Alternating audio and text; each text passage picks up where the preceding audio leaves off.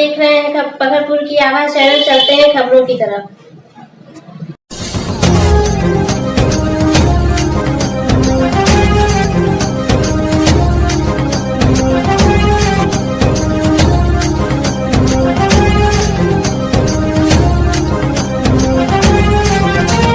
श्रावस्ती से आपको बताते चलें कि योगी राज में दबंगों की दबंगई चरम सीमा पर है।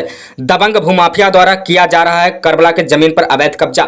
जनपद के विकास क्षेत्र गिलौला के अंतर्गत ग्राम पंचायत बिश्नापुर व लालपुर समेत आधा दर्जन गांव के ग्रामीणों में उप जिलाधिकारी इकोना को प्रार्थना पत्र देकर ग्राम प्रहलाद के मजरा लालपुर निवासी गोगईपुर अहमद व रियाज पुत्र गोगई पर 60 वर्ष पुराने करबले की जमीन पर अवैध कब्जे करने का आरोप लगाते हुए कार्रवाई करने की मांग की है।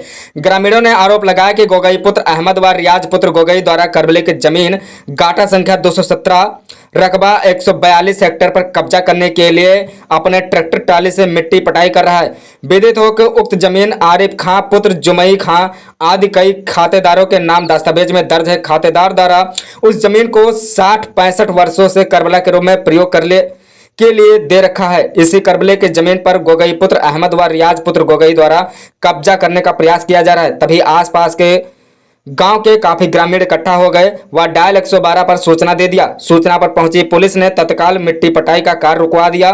कुछ ही समय बाद पता चला कि दबंग भूमाफिया फिर उसी जमीन पर कब्जा करने की बात कर रहे हैं। इसी संबंध में कई गांव के ग्रामीणों ने मिलकर उप जिलाधिकारी इकोना को प्रार्थना पत्र देकर कार्रवाई की मांग की है। यहाँ बहुत सालों से तो बाबा ठंडे हो रहे थे, लेकिन यहाँ के एक लोग ने मिट्टी डालना शुरू कर दिया कब्जा करने के लिए। तो उस पर वहाँ थाने पे तहरीर दी गई ग्रामीणों द्वारा। थाने से पुलिस आई और उसके बाद में अभी कुछ जान नहीं मिला है कि क्या हुआ है। वहाँ गोगई नाम के आदमी वो अवैध कब्जा कर रहा था कि हमारा इस पर पट्टा है, इसलिए वहाँ पर पुलिस और अधिकारी लोग आए।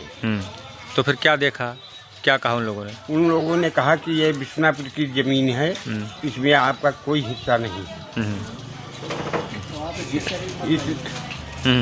और पुलिस वाले आए तब तक को भाग खड़े हुए।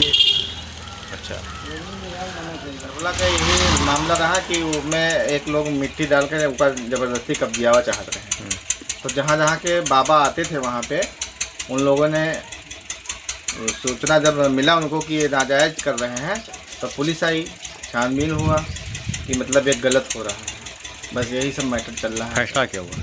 फैसला अब तो अभी तक तो कुछ नहीं मालूम हुआ है हमको क्या हुआ। बस ये बोले थे कि जहाँ जहाँ के बाबा आते हैं उनको और प्लस जो मिट्टी गिरा है उनको पेश होना है। फखरपुर की आवाज़ चैनल को और पाए हर शहर की खबर सबसे पहले अपने मोबाइल पर।